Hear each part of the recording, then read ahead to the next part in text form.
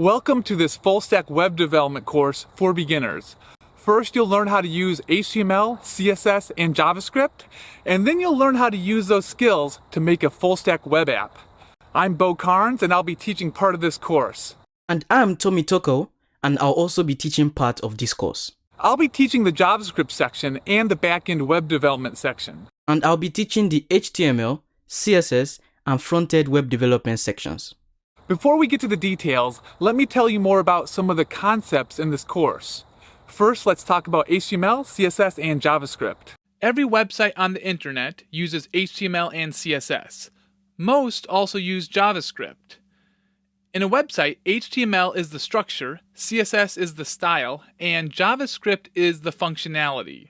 Here's a great interactive diagram from codeanalogies.com.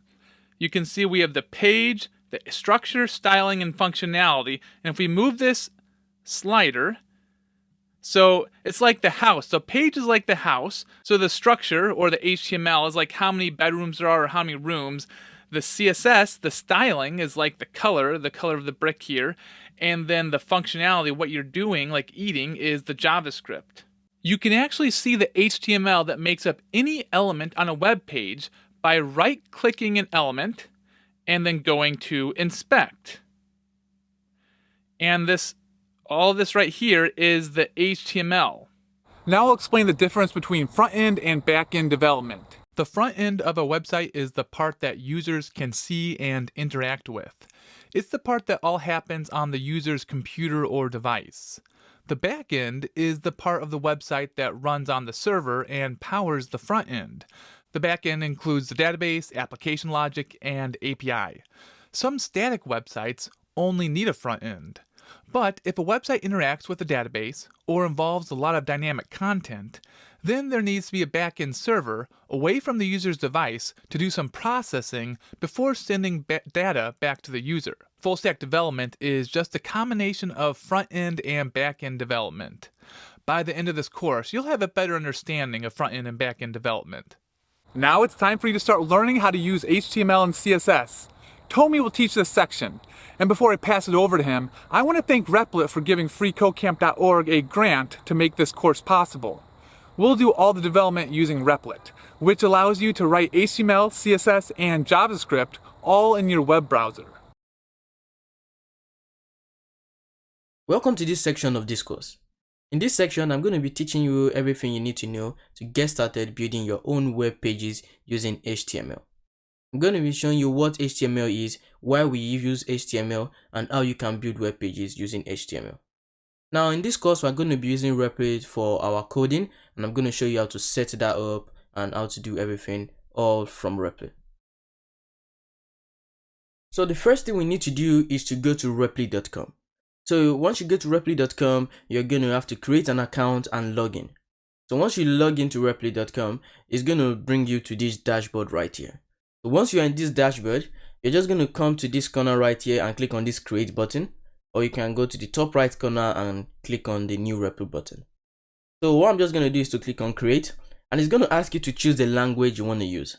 So for this section of this tutorial, we're going to be choosing this HTML, CSS, and JavaScript.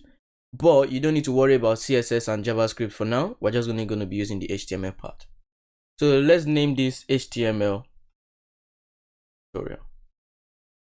I'm going to create a new Replit. So that is going to take a few seconds to create all of that for us. And once that is created, I'm going to show you what this is. So as you can see, it's created this for us with like a boilerplate of code that automatically comes with this particular Replit that we created. So what I'm just going to do is to quickly show you around Replit what it does and how we're going to use this. So on this corner, you can see that it shows all the files that has been created. So because we chose HTML, CSS, and JavaScript, it created 3 files for us. One stands for HTML, one is for CSS, and one is for JavaScript. But as I said, for now, we're only going to be looking into the HTML part. So I'm going to close that tab just to make sure that we have enough screen. And in here, it shows the code base. So this is basically where we're going to be doing the main coding. It's like our code editor. And at this right side, it shows the output of whatever we are coding in here. So now that we have that out the way, I want to quickly talk to you about HTML. So before we actually go into coding, I'm going to introduce you to what HTML is and why we even use it. So HTML stands for Hypertext Markup Language. So it's basically a standard markup language used for creating websites and web pages. So HTML like describes how the structure of a website or a web page is going to look like. So any website you will see on the web or any web page you see on the web, there is some HTML coding that has been done to build that. So HTML basically consists of different elements to make it what it is. So for example, if I come into this code, you can see that we have some hello world text being printed. And if you come into the code, you can see that hello world text is right here. So this hello world text is under this element named body. So don't worry about what all of this means for now. I'm going to go through all of that. But just know that HTML comprises of different elements. And now I'm going to talk to you about what all these elements are, the different type of elements that we have. So first of all, I'm going to remove some text because we're not going to talk about them for now. I'm going to remove all of this script because all of that are JavaScript and we don't need that for now. And I'm also going to remove this. So this is just a basic HTML code, right?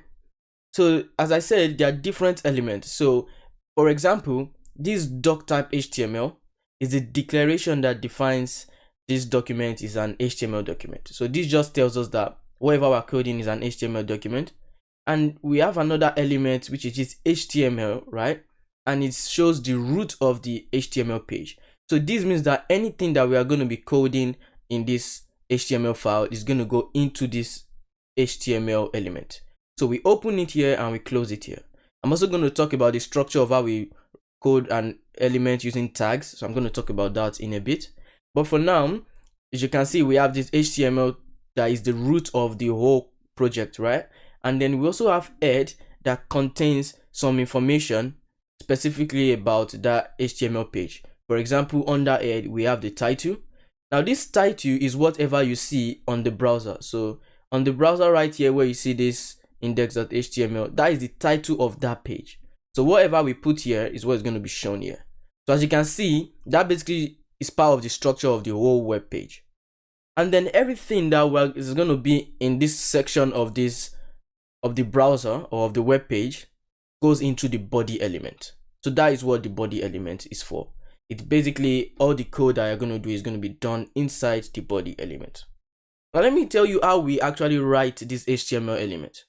So we write HTML element by defining tags and the content and the ending tags. So let me tell you what I mean by this. Now I'm just going to close all of this real quick because we're going to have to start it from scratch so you understand it.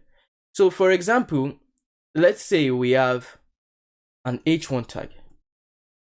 So this h1 is an element in HTML and is used to create like an heading text. For example, in here, if I put "I welcome," and once I run that, you're going to see that it prints "I welcome" like an heading. So that is what this h1 element does. But how did we write this h1 element? The first thing we do is to say we're going to open an h1 tag. So we're going to have two less than sign and greater than sign, and in there we're going to have the name of that particular tag. Then after that, we're going to have the content that is meant to be shown in that element. After that, we're going to close that tag. So this is how we close the tag. Now let me show you another tag. There is another tag that is used to define a new paragraph, and this tag is called P. So we have this sign, less than sign, we put P, we close that. Automatically Replit ends the tag for us, but I'm going to delete that and show you how to close it. So in here, we're just going to put something like this is a new paragraph. And then we're going to have to close it. We close it by using the less than sign, the slash sign, we put P and we close it back. So this is how to open a tag. So it's something like this. We're going to say tag.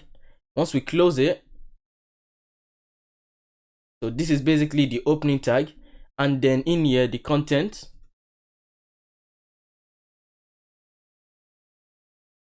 And then to close the tag, it's basically similar to this, but instead we have a slash.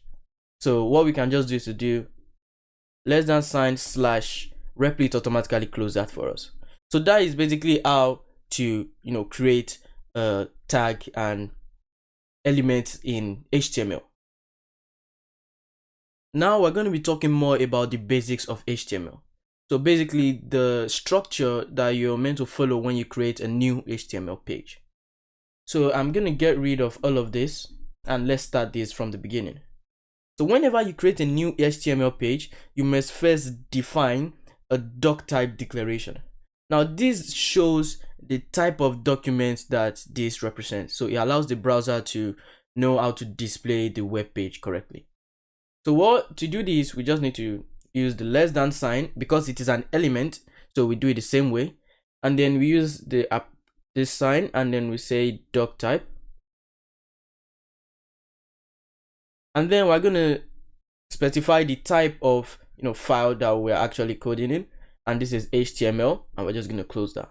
So this is the first thing you should do when you create a new HTML file, right?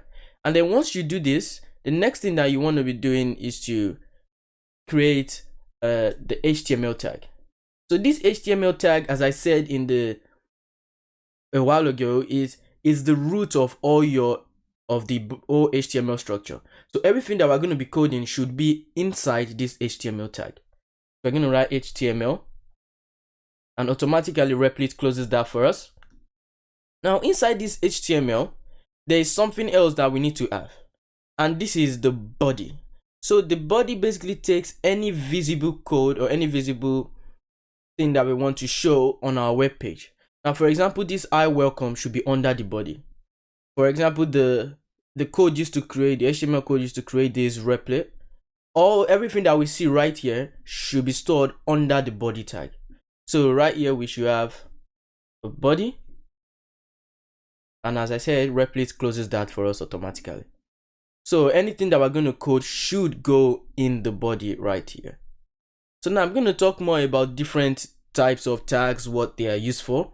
So we have the heading tags, and they are mostly defined from their name to show headings. So we have them in a list from H1 to H6. So a while ago, I showed you how to create this heading using the H1 tag, this heading that we see right here. So we do H1 and then we close it and say first heading. Now, if we run that, you're going to see that it's just going to print or show out the first heading. As you can see, it says first heading. Now, if we use another tag named H2, this is also an heading tag, but it is smaller compared to H1. So if I say second heading and I run that, you're going to see that it's going to show second heading, but quite smaller to this. And if I use another one, H3, I can say third heading. And once I run that, you're going to see that it's going to be smaller. So the size of the heading keeps descending, right, as the H1, H2. So as you ascend from H1, H2, H3 all the way to H6, the size keeps descending. So H1 is the biggest, so you can use this whenever you see fit in your code. Now the next one I want to talk to you about is the paragraph tags. I talked about this briefly a while ago, but let me talk more about this now. So it is a very basic and simple tag. What it just does is it creates a new paragraph. So for example, in your code, let's say you want there to be some spacing between different text, or you just want to show like a new paragraph structure, we use the P tag. So once again, we use the less than sign, we put P, we use the greater than sign, and in between this opening and closing tags, we have the content of that paragraph. So we can say this is a test paragraph. So if I run this, you're going to see that first of all, there's going to be spacing between it, and this is a normal text. It's not a heading, it's not